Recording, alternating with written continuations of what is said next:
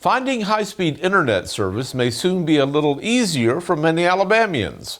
The news starts now.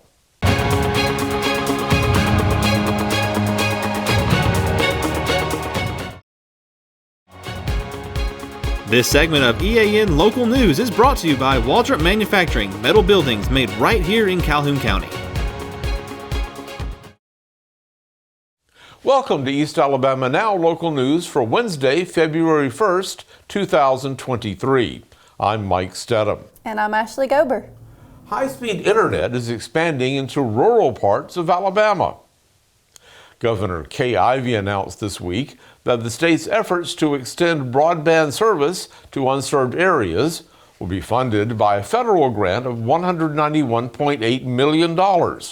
Ivey says the program is another step in her goal of bringing high-speed internet access to all parts of the state. The governor has made increasing access to broadband a top priority. She stated during her inaugural address that Alabama will be a national model when it comes to broadband expansion. The money will be distributed through competitive grants for internet service providers to make last-mile connections to previously unserved homes, businesses, and community institutions. Once they're connected, the residents will have the ability to become customers of the broadband providers. An Oxford police officer and his family lost their home this past weekend in a house fire, and now a GoFundMe page has been established to help them rebuild their lives. So far, more than $17,000 has been donated to the family of Matthew Cheek, a patrol officer in Oxford, who also serves in the Emergency Services Unit and is an active member of the Alabama Air National Guard. Matthew, his wife May, and their two sons suffered the total loss of their home in White Plains on Saturday night. The family's primary vehicle was also destroyed in the fire. Friends say the GoFundMe account will help the family while they wait for the insurance money to build a new house. Starting next month, about 400,000 Alabama families will have their food stamp benefits reduced as an emergency pandemic program ends.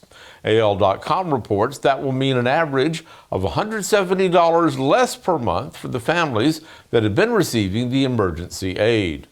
The extra funds started coming in 2 years ago at the outset of the pandemic, but they'll be eliminated by the end of February. The smaller monthly payments through the Supplemental Nutritional Assistance Program will begin in March. When East Alabama Now Local News continues, we'll tell you about how an Alabama prison system plans to reduce overcrowding in its facilities. For metal buildings in Alabama and the Southeast, Waldrop Manufacturing is your one-stop source. A Waldrop metal building provides the coverage and protection your investments need. They specialize in carports, RV covers, portable buildings, and storage buildings. Stop paying rent for storage. With Waldrop's price per foot, you can actually save money by buying straight from the manufacturer. Waldrop buildings are guaranteed because Waldrop manufactures buildings with U.S. steel right here in Calhoun County. Waldrop Manufacturing, serving the entire Southeast. Give them a call today. This segment of EAN Local News is brought to you by WM Grocery, located in Heflin, Wadowee, Roanoke, and in Piedmont.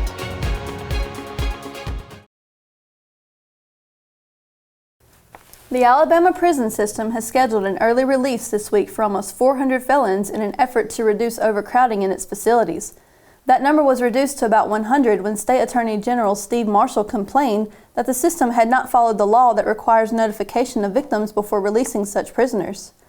Law enforcement officials across the state also complained that they had not received adequate warning that these convicted felons would be put back on the streets before completing their full sentences. According to state prison records obtained by AL.com, a dozen convicts from Calhoun County were on the release list. Although state officials first said that they would set free only people convicted of nonviolent crimes, half of the felons on the Calhoun County list were found guilty of more serious offenses. They are Jeffrey Marcus Burns, convicted of robbery, Thomas Lee Delancey, attempted murder, kidnapping, and possession of a controlled substance, Roger Corbett Evans, robbery, Jeffrey DeMar Jackson, rape, murder, and theft, Thaddeus Dwan Leonard, assault, possession of a controlled substance, and distribution of a controlled substance, and Josias Ramon Woods, robbery. The other 6 felons scheduled for early release were convicted of nonviolent crimes such as burglary, theft, manufacture of a controlled substance, distribution of controlled substance, probation violations, and obstruction of justice. When we come back, we'll have a look at the rest of the week's weather forecast. Since 1993, WM Grocery has been a major part of our local community. WM offers the very best in fresh produce and an outstanding meat department. WM also has many local products not found anywhere else and fresh sushi every day. If you need an event catered, come see Mrs. K at any WM store. Curbside pickup is also available for your online grocery orders. Be sure to download the WM app for all the deals of the week and shopper rewards. Go check them out today at any of their locations. We take pride in our community and appreciate your business. A cold and wet Thursday is in the forecast for East Alabama, followed by a couple more days of below average temperatures. The weather should improve by Monday, with highs approaching 70 by the middle of next week. Because of the freezing temperatures expected the next few nights, the city of Anniston will be opening its warming station at the bridge from Thursday through Sunday.